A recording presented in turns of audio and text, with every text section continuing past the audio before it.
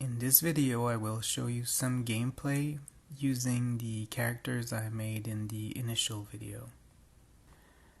We start in square 1A, the top left square on the ocean map, and the first thing we do is to roll on the tiles table to find out which islands are in our initial tile.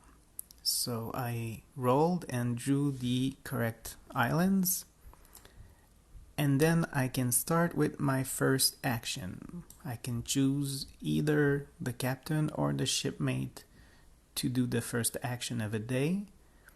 In this case, I'll start with the captain and I'll take a sailing action. When you do, you can move a number of squares equal to the lowest of speed and crew. In this case, the lower number is speed 3, so I can move 3 squares. I start by moving southeast, and then east and southwest. As soon as I enter a square with land, I roll on the identification table. So the first square I entered, it was a beach. I wrote a B on the ocean map. I then entered plains, which forces me to roll on the location plains table, and it's a lumberyard with gnome owners, so I write the information on my location sheet. The next square was a forest. Even though my speed is 3, I get a bonus move because I did not move against the wind. The wind is blowing south. This bonus move can be made with the wind, so either south, southwest, or southeast. I choose to move south and identify a mountain. So this will be my first action of the day. The second action, I will take the shipmate and will use the exploration action. Because I am in an unexplored mountain, I roll on the Encounters Mountains table and make the appropriate skill check. I succeed in this case, and the encounter rewards me with a magic item, a Ring of Lore with a passive ability giving +10 to the lore skill. Because it's a passive ability, it will apply at all times, and both my characters can use it. We understand that each one takes it during its action. The first mate also gets 2 XP because it rolled an encounter. At the end of the encounter, I put a check mark next to the M on the ocean map to represent that this mountain square has been explored this moon. At the end of the moon, at the end of 30 days, I will erase all these check marks and I will be able to explore these squares once again. Since I've taken both my actions, I cross out day 1 on the navigation sheet and I begin a new day.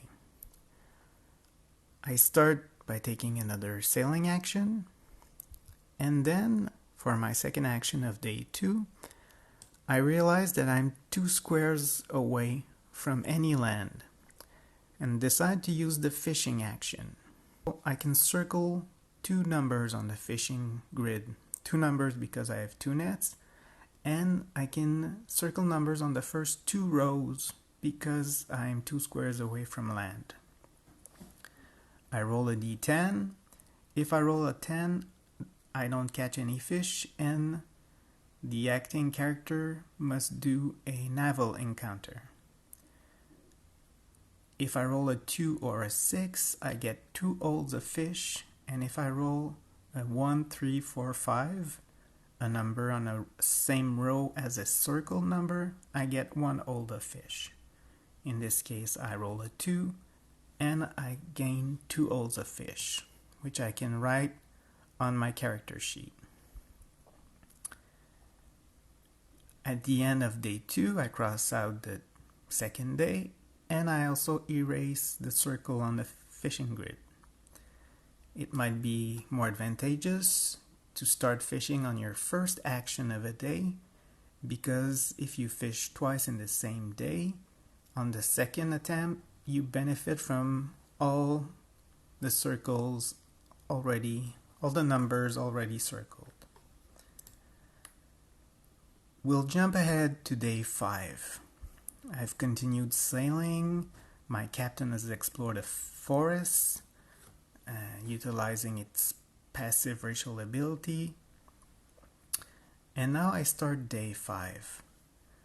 I realize that I've been super lucky and that I've found an area, a 3x3 area on the map, which matches my treasure map.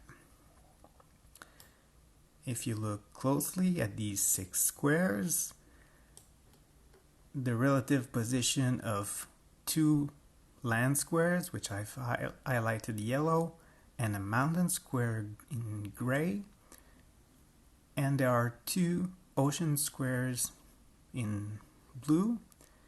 These positions match the treasure map that I started the game with.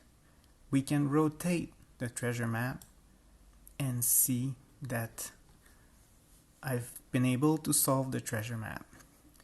So I will have to go back to the green square, the square with the actual treasure, and use a treasure hunting action to see what treasure I can find. Solving the treasure map is the difficult part. Once you've done it, you simply use a treasure hunt action to roll on the treasure hunt table. In the next and final video, we'll look at the last action, base building, and we'll explain some of the game's other concepts, like quests, merchandise, battles, and the exploration of cities and metropolis.